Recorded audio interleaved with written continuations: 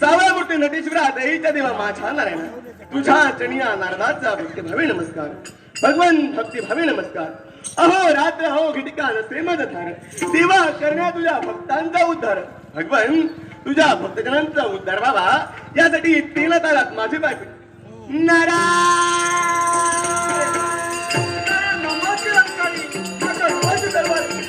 योग्य स्वागत करणं या राजकर्त्याचं आपल्या पुत्र पवित्र करणे राजकर्ता नतमस्तक होतो. कल्याण शुभम भवतु मंगलम, शुभम भवतु. आपला मंगलमय आशीर्वाद धन्य ठेव. पण आपण उभे का जावं म्हणतो. स्वागतम सुस्वागतम या अतिथी आश्चर्य विराजित. नारायण नारायण. राजा, अरे हे तुझं शिरकमल आमच्या पदकमल केलंस, आम्हाला नमस्कार केलास, आम्ही तुला आशीर्वाद दिला आणि ते स्वागत केलंस. त्या स्वागताने अगदी आम्ही भारावून गेलो. ते वर्षी व आमचं अर्थ कर्तव्य आपल्यासारख्या श्रेष्ठाचं स्वागत करणं, त्याची यथा योग्य सेवा करणं हे आमचं परम भाग्य.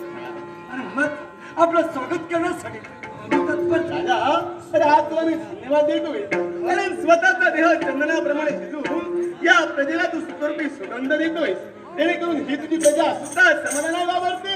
देवर्षी कुणीच पामराला वाटलंय तो दुसऱ्यासाठी जगला, विश्वासाठी काही अमर होऊन राहिला, पण तो स्वतःसाठी जगला, विश्वातून संपला. मग राजा, अरे तू माझ्याशी बोलतोयस, मी तुझ्याशी बोलतोय, पण जर का तुझं निरीक्षण केलं असेल तर कोणत्या ना कोणत्या विचारात तुम्हाला दिसतोय. विचार करतोय विचार.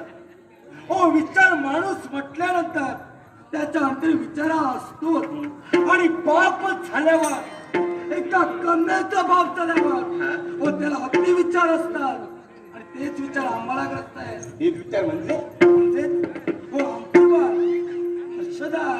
हो लहान असतानाच आपण पाहिली होती, एवढीशी होती, हो आता मोठी झाली, बरीच मोठी झाली. वया झाली आणि एका पापाचं कर्तव्य आपल्या कन्याचं लग्न करावं, तिला साजर शोभेला असावा, या विश्वातच शोधावा, म्हणजे कन्यारत्न मुक्त व्हावं. पण देवर्षी या तिखंड निसर्ग आपली पाहिजे. हो, माझ्या बाळ्याला साजर शोभेला असावा तर आपल्या पाण्यात नारायण नारायण. नक्की हे तुझ्या बाळेला योग्य असावर मी सोडे, पण त्यावेळी पाहिजे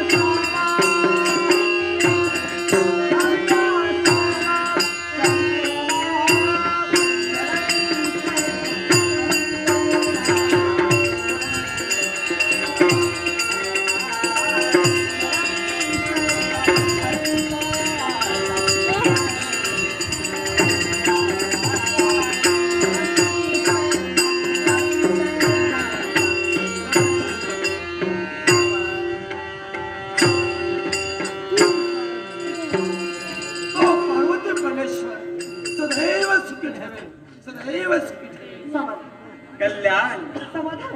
देवर्षी ही तर माझी बात.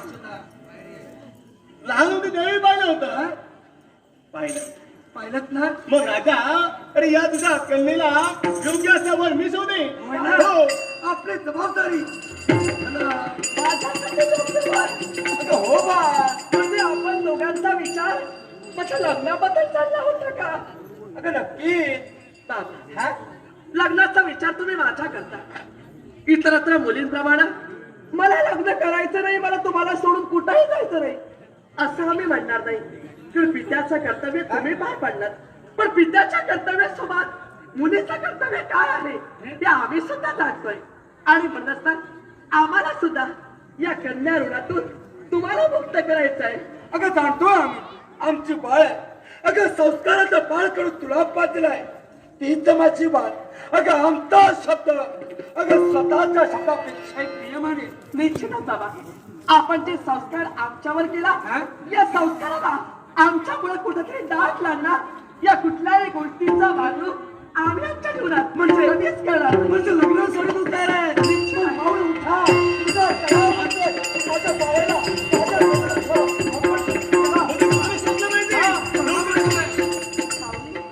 तुम्ही कुठं निघालात वय शोधण्यासाठी एवढ्या लवकर? साध्या सोबत असा निश्चित अगं पण काही क्षण थांबा.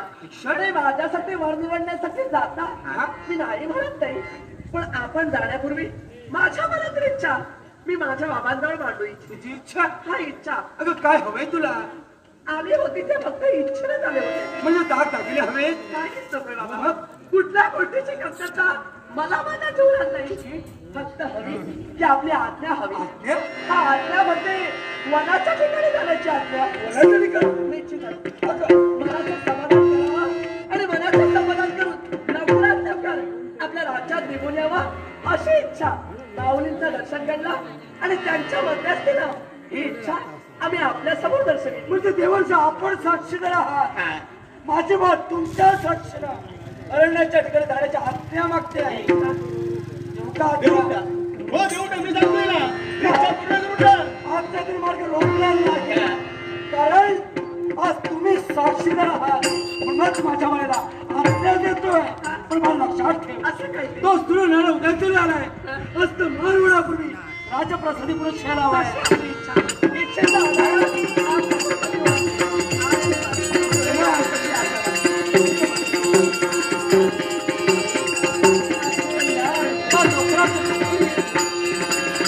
वा, वा, वा, वा. क्षणी काय प्रसन्न झाली.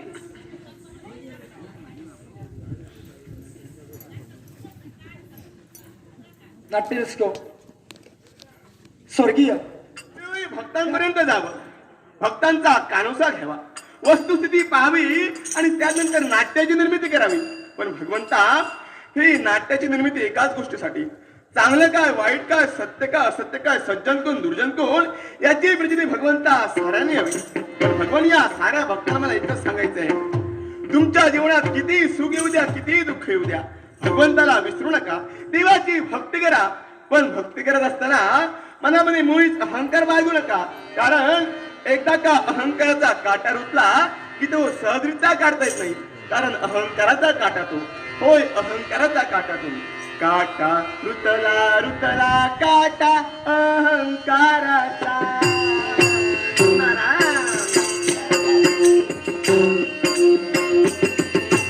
काटा रुतला रुतला काटा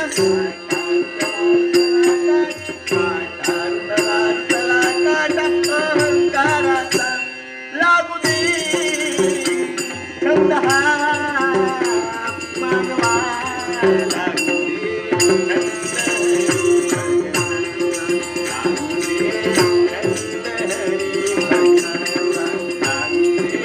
छंद हरी भजनाचा. काटा अहंकाराचा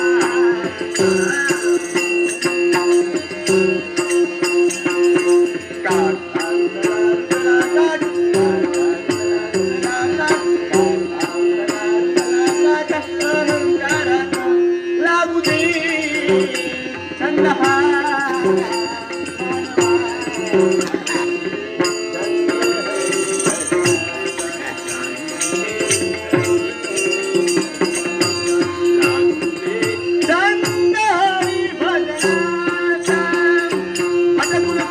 भटकुन तोरी इकडी तिकडी तू बसा.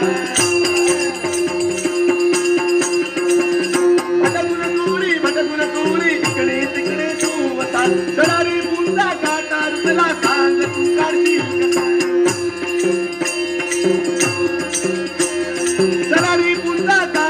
मला सांग तू करशील कसा तुझा रे तुझा जीवनाचा रे आरसा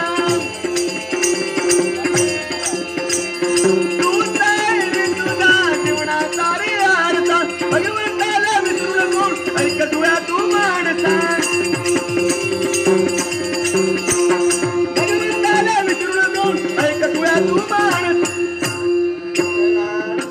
काटा अहंकाराचा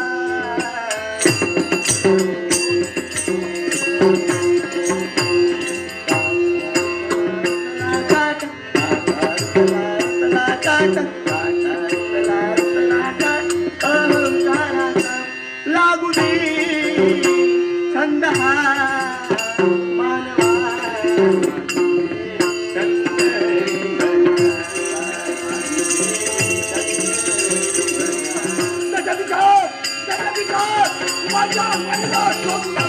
माझ्या प्रवास व्याकुळ प्रत्येक क्षणी मला असह्य होत होतं म्हणूनच माईचा शोध लावण्याची जबाबदारी केवळ हनुमंतानं घेतली लंकेपर्यंत केवळ हो हनुमंत पोचला त्या दृष्ट दुराचारी कपटी रावणाचे 1,00,000 पुत्र 1,15,00,000 पौत्र आणि रावणाचा संहार करून माझ्या प्रभूला माझ्या माईची मुक्तता केली राम राज्याला प्रारंभ झाला जना जना माईच्या मुक्ततेच्या वेळी माझ्या प्रभूला सहाय्य केलं होता प्रत्येकाला माझ्या प्रभूला विचारला सांगा तुमची कोण इच्छा आहे सांगा